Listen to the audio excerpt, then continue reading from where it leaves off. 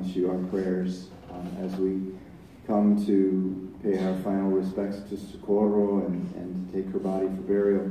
We do so with great reverence for the gift of her life, and also do so with great sensitivity to the fact that you are letting go of someone who has been the source of your life, if you're one of her kids or grandkids, and a dear friend and a dear formative part of who you are.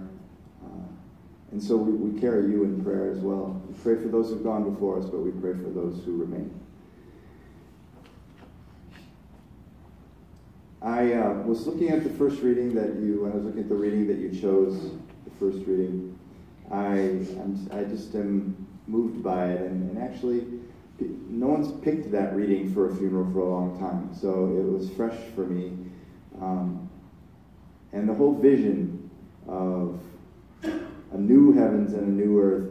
And the line, behold, God's dwelling is with the human race, and he will dwell with them, and they will be his people. And God himself will always be with them as their God.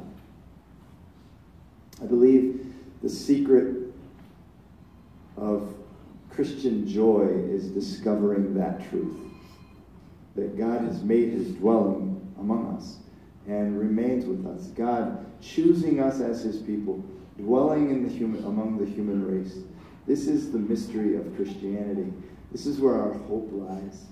And our life as Christians is meant to be a life of coming to know this truth, of coming to meet this presence of God, whom we know comes through Jesus Christ.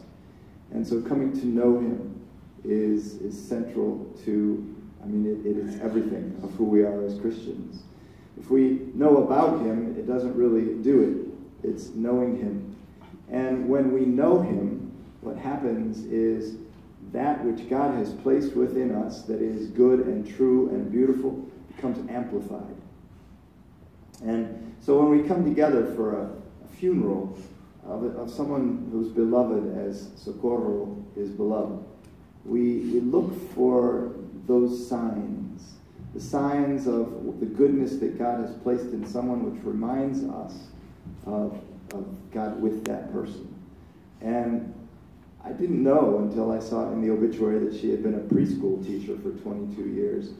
I think if you did that for 22 years, you'd have to love it. Did she love doing that? Because that's something I know I couldn't do.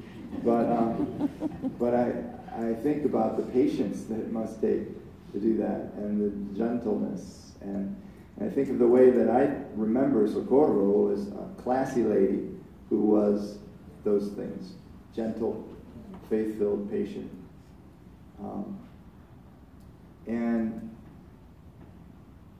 And then I used the term already: goodness, truth, and beauty. Basic philosophy. These are the three principles that we are oriented toward: goodness, truth, and beauty. There's something in us that we're created for that. God has created us for that.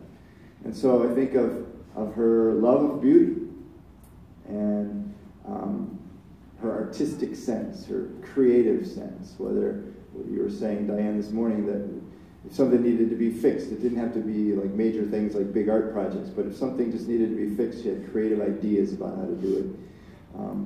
And then would make things beautiful, whether it was interior design or some craft or other thing.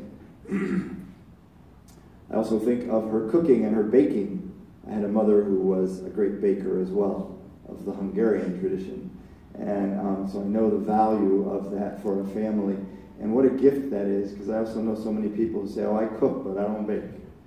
And so maybe it's the patience there as well. But the goodness, the beauty, the love that she expressed in her life, and the strength. It's not easy to be married for 59 years, and the strength to make that work, to live that commitment, to choose it again and again. These are the things we come to remember. Her comforting presence. And as the Lord promises that he's made his dwelling in our midst, the thing for us to do is to notice him, is to see him. How does he reveal himself? He's made himself his dwelling within us. And I think Socorro, in many ways, has made it easy to see him. And then that's where our hope lies. Jesus said, my disciples, Father, are your gift to me.